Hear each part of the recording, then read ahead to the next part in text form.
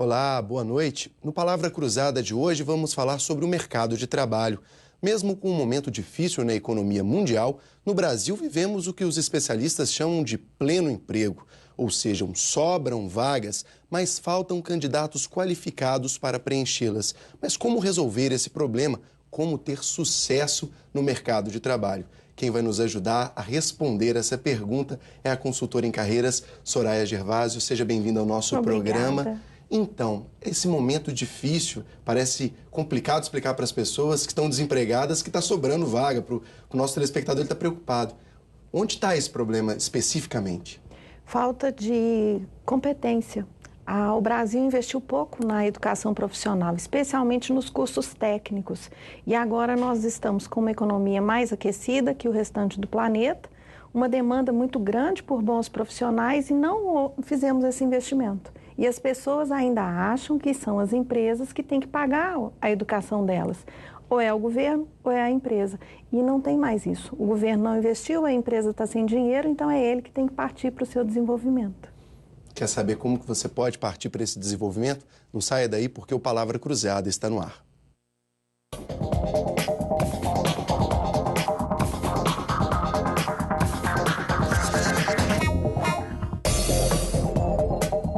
Para ajudar nesse debate, nós convidamos também as jornalistas Juliana Minardi, da Turi Comunicação. Está conosco também Camila Cambraia, aqui da Rede Minas, do programa Emprego e Renda, e também Thaís Pacheco, do jornal Estado de Minas. Sejam bem-vindas ao nosso programa. Obrigado a cada um dos veículos que liberaram vocês para estarem aqui. Esse assunto é tão importante que até antes da gente começar o programa, a discussão já estava iniciada, né? Qual que é o ponto mais importante hoje? Se a gente tivesse que enumerar o primeiro ponto para falar de mercado de trabalho, é qualificação? É qualificação e é postura. Então, a postura para buscar a qualificação. Tem muita coisa que o governo está oferecendo, facilitando, tem as bolsas de estudo, tem a internet, tem a conversa com os colegas, sentar para ir para a escola e prestar atenção no que o professor fala. E a atitude de entender que a empresa vai dar o cargo, mas é a pessoa que vai ocupar esse espaço ocupacional. Então, muita atenção na forma com que você trabalha com seus colegas, no entendimento do que o outro está querendo receber de você. Eu gosto de usar um exemplo simples. Numa casa, por exemplo, na nossa casa, contratamos uma pessoa para trabalhar na nossa casa. E aí ela fala assim, mas eu gosto do arroz com mais óleo. Você fala, não, eu gosto do arroz com menos óleo. Qual é o cliente dessa história? É quem está contratando e pedindo arroz com menos óleo. Então, muitas vezes a gente vê num salão de beleza, num consultório médico, em diversos segmentos da economia, a pessoa dando ao seu cliente aquilo que ela considera que é importante. Só que ela tem que entender que o que é importante é o que o cliente, o mercado quer comprar. Então, essa perspectiva, essa postura de entender o que o mercado quer, está faltando para nós. Soraya, mas quando a gente está se preparando para o mercado de trabalho, a gente não aprende na escola como se portar no mercado de trabalho, né? Como é possível aprender isso, entender como funciona? Melhorando os professores, melhorando literalmente a nossa equipe. Os professores, primeiro o curso de pedagogia precisa de uma atualização muito grande. Entender os movimentos sociais, como pensam os alunos. É preciso ter na categoria do sistema federal, estadual e municipal excelentes concursos para esses coordenadores da educação, pessoas vinculadas aos movimentos sociais, ao desenvolvimento, ao pensamento. Nós pegamos hoje ainda alguns concursos públicos, por exemplo, para a área federal, pedindo um decoreba danado. Então, tem que começar a ensinar pedagogo a pensar, professor a pensar. Professor tem que ser mais estimulado com uma remuneração adequada. Tem que sim ter avaliação de desempenho, porque não adianta uma aula ser muito boa se esse aluno vai para o mercado, vai para a sociedade e não está bem inserido na proposta. Então eu gosto sim da avaliação de desempenho. Eu acho que as turmas têm que ser menores para que o professor tenha uma interação maior com esses alunos. Eu gosto de um rigor maior na disciplina, eu acho que tem que ter regra, não é a disciplina punitiva, mas é a disciplina que o Max Weber falava, que é a da lógica processual. Tudo tem que ter começo, meio e fim, Aluno que respeita professor saberá respeitar seus gestores, seus clientes, saberá estimar e incentivar, conquistar o respeito da sua equipe. Outro ponto também que eu fico vendo, a ausência das famílias na educação. Pai e mãe estão deixando de educar os seus filhos, transferem essa responsabilidade para a escola e lá soltam seus alunos. Eu falo que na maioria das vezes abre a porta e toca o menino para dentro da escola. Que tipo de presença ele está tendo nessa escola? Que tipo de contribuição? Dentro da lógica de trabalho dele, o que ele está contribuindo para ajudar a escola a inserir os seus filhos no meio social, para onde eles vão estar?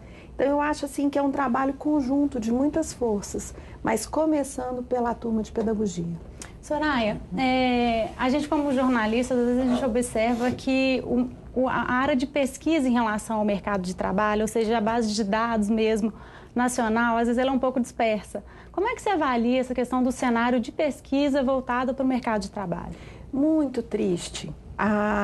Essa semana eu estava fazendo uma pesquisa um pouco mais aprofundada e ficava me lembrando de 20, 15 anos atrás, onde a gente conseguia entrar no DIEESE, no IBGE e ter aquela fartura de dados. Hoje a gente muitas vezes tem que entrar em sites internacionais para acessar dados do Brasil. E quem não tem informação não consegue gerenciar. E não adianta a gente trabalhar só...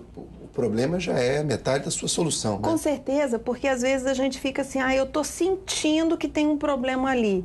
Vamos ver, aplica uma pesquisa, tem métodos científicos excelentes para a gente saber. Tá sentindo? Sentindo o quê? Estou sentindo um mal-estar. Estou sentindo que eu estou com febre, mas febre é quanto? 37 graus, 36,5, 38, 39? Então, essa mensuração dos fatos e dos problemas nacionais precisa ser levado um pouquinho mais a sério, porque a partir daí a gente pode entrar com um entendimento. Por que isso está acontecendo? Qual é a frequência? E quais são as providências a serem tomadas?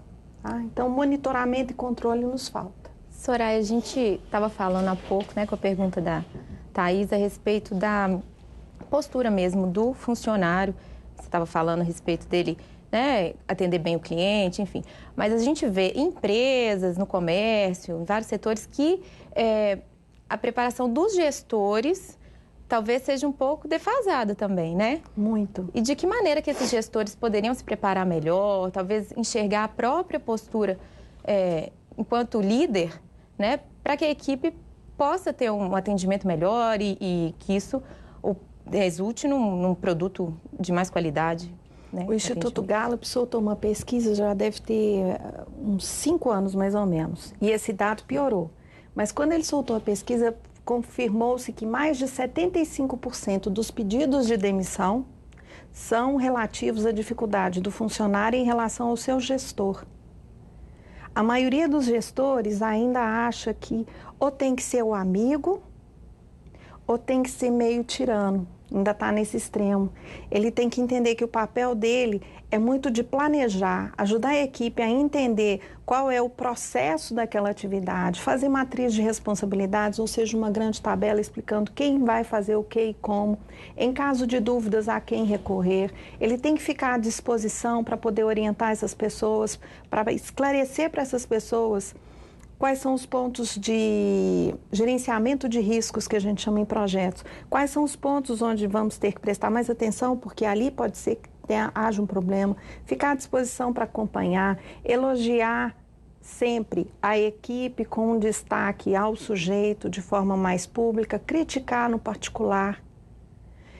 Tirar a avaliação de desempenho, eu te avalio, e transformá-la em nós nos avaliamos. Porque se um funcionário vai mal, um profissional vai mal, a responsabilidade principal é do gestor.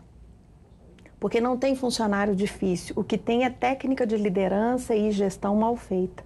A gestão está mais ligada a processos, procedimentos, e a liderança, aquela conquista do outro, tirar do outro o melhor que ele tem. E se precisar de correção de desempenho, avisar, fulano de tal, gostei muito disso que você fez, no entanto eu observei que nesse ponto há uma recorrência desse probleminha aqui. Por que você acha que você está sempre agarrando nesse ponto? O que está acontecendo? Falta de treinamento, condições de trabalho? Me explica, vamos para frente. Soraya, tem até uma frase de um filósofo chileno que diz: antes de liderar os outros, é preciso liderar a si mesmo, Sim. né? O seu Diabo Solar. Uhum. E como é que você avalia hoje? Os profissionais hoje têm buscado essa questão da autoliderança ou não? Eles estão se preparando para isso? Já tem um movimento grande, mas eu ainda brinco que tem muitas pessoas querendo aprender a nadar por correspondência e sem água. Então fica aquela coisa assim, deitado na cama, lendo algum livro assim sobre como liderar, sabe? Liderar é um exercício. E lá no escritório, nós começamos a fazer mapeamento de competências com gestão de processos, gestão de si mesmo e gestão para resultados.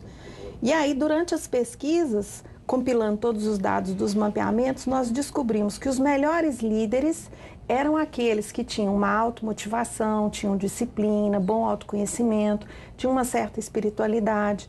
Então, se deseja liderar alguém, antes lidere a si mesmo. Isso passa por um autoconhecimento, uma humildade, uma vontade de se superar e jamais se comparar com o outro. Soraya, existe um profissional que não deseja ser um líder? Ele é bem visto no mercado? Por mim é. Deseja ser apenas um técnico? Por mim Talvez. porque geralmente quem briga muito pela liderança é inseguro. Então ele quer ter aquele distintivo, né? Eu sou o gestor, olha com quem você está falando. Geralmente quem briga muito por isso está querendo manipular o outro, está querendo cortar o diálogo. Existem pesquisas, o Stephen Robbins ele declara muito nos artigos, menos de 2% da população nasceu para ser gestora e até empresária. Então, é muito confortável a posição de técnico.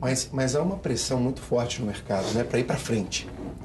No sentido assim, talvez seja a própria dinâmica do mercado em remunerar bem quem vai à frente. Só que às vezes a pessoa é um excelente, vamos pegar no nosso caso, né? Somos excelentes jornalistas. Capacidade de escrever, a capacidade de apresentar, mas há uma dinâmica, olha, você apresenta bem, vem cá, você vai ser o nosso novo diretor. Isso é uma pressão, a pessoa se sente, olha, talvez não preparada, mas... E acaba, às vezes, deixando de fazer o que ela faz muito bem para ir se aventurar numa coisa que talvez não seja... É a cultura materialista, meio provinciana. Eu tenho que ter um título de doutor, eu tenho que ser alguma coisa para cima, porque aí fica chique. E se perdem excelentes técnicos. Para isso, a área de RH criou a carreira em Y, né? Aqui o sujeito sobe nos cargos e aqui na remuneração. Quando a empresa ela é mais sofisticada, a gente tem casos onde um técnico, um especialista até de nível superior, chega a ganhar mais do que o gerente imediato dele. Porque já são empresas que entendem que tem pessoas que gostam de ter essa natureza mais especializada para focar naquele ponto, até de forma mais processual, mas com um grau de especialidade muito grande. E tem aqueles que dão conta de fazer planejamentos, monitoramentos mais macros. São competências, né? Competências diferentes. Que deveriam ser remuneradas proporcionalmente, ou, como você mesmo explicou, pelo valor que agrega à empresa. Tem muita gente com capital de conhecimento que é muito mais valioso do que a capacidade, às vezes, de gerir, de ser um bom gestor. E, às vezes, esse gestor precisa desse suporte da informação. Precisa.